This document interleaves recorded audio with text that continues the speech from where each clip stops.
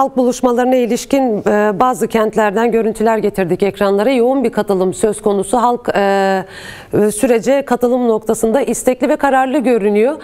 Siz oradaki atmosferi biraz anlatmanızı rica ediyoruz. Halkın talepleri neler? Kafalarında ne gibi soru işaretleri var? Tam olarak neler konuşuluyor buluşmalarda? İfade etmek gerekir ki bu buluşmalar aslında sürecin başlangıcı olarak kabul edilen Ekim ayından bugüne kadar yürüyen süreçte belli aşamalarda halka giderek tartışarak hem bilgilendirme karşılıklı hem de siyasi sürece nasıl bir destek ve katılım konusunda kaygıları, soruları giderecek bir çalışmanın devamı olarak ele aldığımızı ifade edelim. Bugüne kadar birçok halk toplantısı, halk buluşması, köylerde toplantı, mahalle toplantıları, partimizde, parti yapımızla yapılan toplantılar, birçok toplantının devamı niteliğinde gördüğümüz bir toplantı ve Sayın Öcalan'ın çağrısı PKK'nın kararından sonra, PKK'nın fesih kararından sonra şu ana kadarki süreçte halkın bu sürece dönük nereye gidişat, nereye doğru gidiyor, neye evrilecek, özellikle son bir haftadır beklenen kimi tarihi görüntülerle ilgili tartışmalar belki en çok sorulan soru.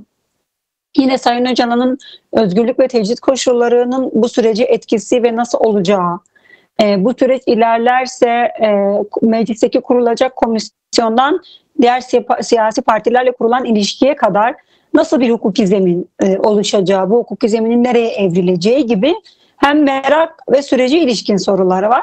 Hem de kendilerinin belki de birçok siyasi partinin, birçok oluşumun, sol devrimci güçlerin aksine halk bu sürece en berrak şekilde destek veren bir noktada duruyor.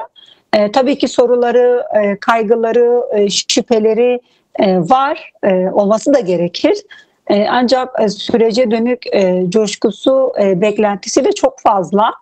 Ve bu toplantılarda bu süreci sadece Sayın Öcalan'ın sorumluluğuna, Kürt Özgürlük Hareketi'nin kararlarına, DEM Parti'nin kurulacağı siyasete değil, bu sorunun tam da toplumsal Kürt halkının belleğine, yaşamına, hayatına tamamen sirayet ettiğini gözeterek ve bu hareketin en başından beri halkla beraber mücadele ederek bu noktaya getirdiğinin hakikatiyle halkın ne şekilde örgütlenip ne şekilde katkı sunacağı üzerine temenniler, tartışmalarla yürütmeye çalışıyoruz. Çünkü aynı zamanda bu çalışmalar tek başına bir tek taraflı bilgilendirme değil, bir tartışma zemini ve örgütleme zemini de doğuruyor bizler açısından.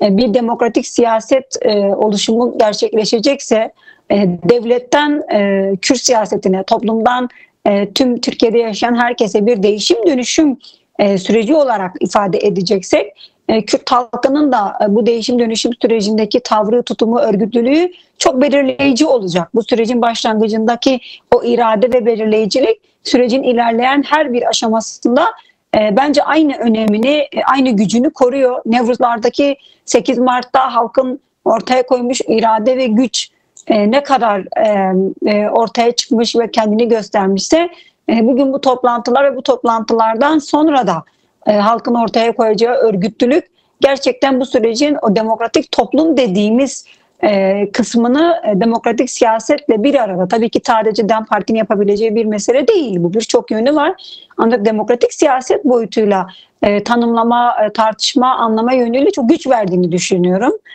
Bu toplantıların olabildiğince çok merkezi, herkesi çağıran değil, mahalle mahalle, köy köy, yani bizlerin daha çok halkın olduğu alanlara giderek tartışmayı yürütmek istediğimiz bir mesele ki olabildiğince en geniş tabana, en geniş halk kitlesine ulaşıp bu tartışmaları yapmak. Bunu yaparken aynı zamanda siyasi partilerle, sivil toplum kuruluşlarıyla, gençlerle, kadınlarla kurduğumuz ilişki, temas ve diyaloglar da bir yönüyle büyüyor. Devam ediyor, birbirini tamamlayan, güçlendiren ve bu sürecin sorumluluklarının nasıl yükleneceği konusunda bizler için de halk için de oldukça verimli toplantılar olduğunu söyleyebilirim. Sayın Uysal, kusura bakmayın süremiz çok kısıtlı maalesef. Ama halkın şu beklentisine karşılık da bir cevap almak istiyorum sizden. Ulusal birlik konusunda çok ciddi bir beklenti var. Önder Apo'nun son yaptığı açıklamada halkı bu yönüyle çok ciddi bir şekilde umutlandırmış durumda. Bir dakikayla kısa bir şekilde anlatabilir misiniz halkın beklentisine bu durumda diye? Bu halkın beklentisi, talebi aslında somut bir talebi var. Çok beklenti de değil, hayali bir beklenti de değil. Özellikle Rojava'daki statünün risk altında olması, İran'a dönük İsrail-İran sınırlarının artması, bugün Bakü'de Kürdistan'da yürütülen bu sürecin kendisinin hepsinin tarihten bugüne kadar Kürt Ulusal Birliği'nin neden ihtiyaç olduğu ve ne şekilde olması ve ilerleyen süreç içinde hayatiliğinin halk çok farkında ve bunun oluşması konusunda büyük bir çağrısı var. Sayın Öcalan'ın bu sürecin kendisinin Kamışlo'daki oluşan konferanstan Kürt siyaseti açısından ortaya çıkarmış olduğu ilişkileri de çok takdir eden ve bu sürecin Sayın Öcalan'ın çağrısını da ulusal birlik konusundaki önemine ve katkısını da gören ve bunun oluşması için ulusal kongre ve kurulan inisiyatiflerin bir bütünen tek en azından Kürt halkının statüsünü, varlığını koruyabilecek, bir hukuka eriştirebilecek şekilde güçlenmesini, somut bir mekanizmaya bürünmesini istiyor. Bu konuda yapılan çalışmaları da halk takip ediyor. Bunların güçlendirilmesi ve nihayete ermesini bekliyor diyebilirim. Evet.